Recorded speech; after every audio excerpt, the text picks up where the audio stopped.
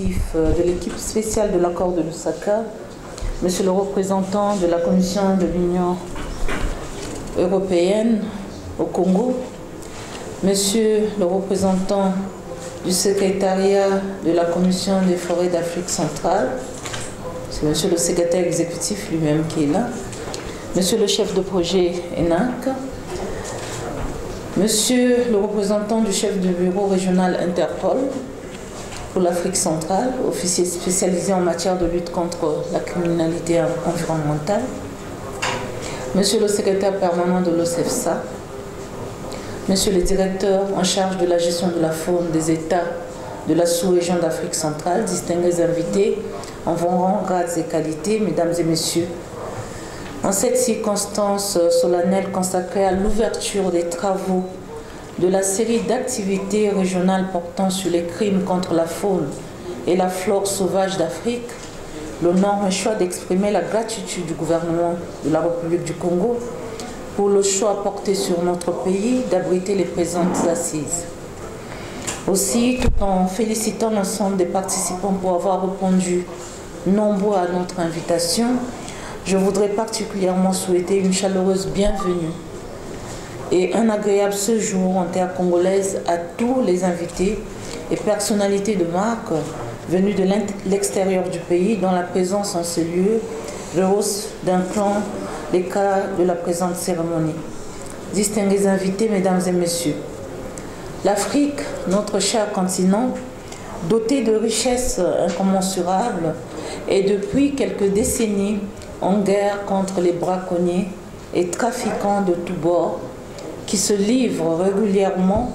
au pillage de ses ressources naturelles, notamment la faune et la flore sauvage. Les espèces fauniques phares, à l'instar de l'éléphant, du rhinocéros, du léopard et des grands singes, en payent un lourd tribut. Cette situation dramatique plombe dans une certaine mesure le développement économique de nos pays au profit des réseaux mafieux internationaux qui, sans scrupules, emploient des grands moyens pour parvenir à leurs fins. Dans ce balai transnational lié à l'exploitation illégale et au commerce illicite de produits de la faune et de la flore sauvage d'Afrique, de nombreux pays africains servent de pays de transit. Tel est le cas de la République du Congo, qui, par l'entremise de son port en eau profonde de Pointe-Noire, constitue malheureusement une plaque tournante pour les pays limitrophes. Je pense que le secrétaire exécutif de l'ATF l'a évoqué. Le dernier exemple, c'était le passage par notre pays d'une cargaison de 6 tonnes d'ivoire qui partait donc de la RDC du port de Matadi vers le Vietnam. D'autre part,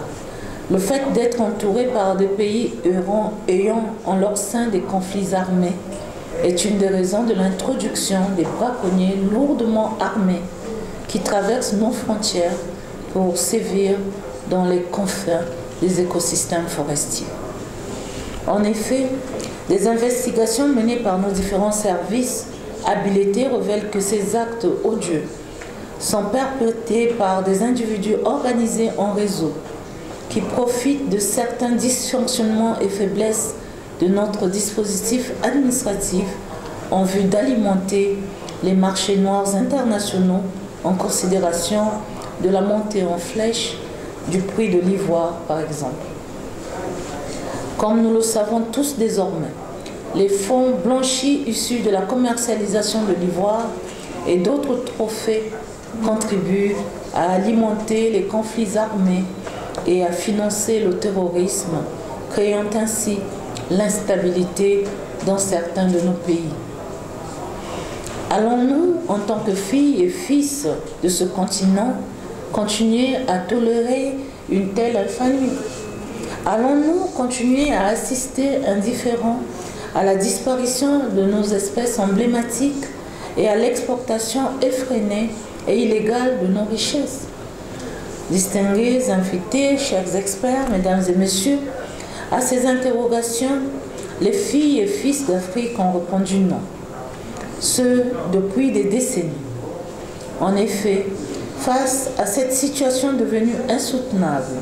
au regard de nos engagements internationaux en matière de préservation de la biodiversité, certains pays africains ont ressenti la nécessité de renforcer la collaboration entre les services chargés de l'application de la loi au niveau interne, ainsi qu'une coopération internationale plus accrue pour combattre efficacement la criminalité environnementale transfrontalière dans le souci constant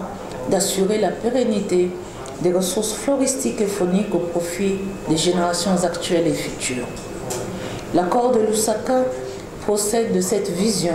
et s'arrime parfaitement à la stratégie commune africaine contre l'exploitation illégale et le commerce illicite des espèces de la faune et de la flore sauvage d'Afrique, adoptée par les chefs d'État lors du sommet des chefs d'État de l'Union africaine tenu à Johannesburg au mois de juin 2015. Nous avons donc l'impérieux devoir d'accompagner notre institution panafricaine, unique en son genre, afin qu'elle puisse jouer pleinement et efficacement sa mission.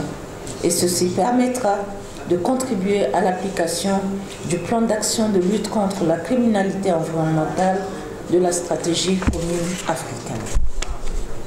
Pour sa part, en adhérant dès les premières heures à l'accord de Lusaka pour les opérations concertées visant le démantèlement des réseaux mafieux du commerce international des produits de la faune et de la flore sauvage d'Afrique, mon pays, le Congo, a montré aux yeux du monde son engagement toujours soutenu à contribuer à la préservation de la biodiversité en considération de sa triple valeur économique, écologique et sociale. Cet élan s'est consolidé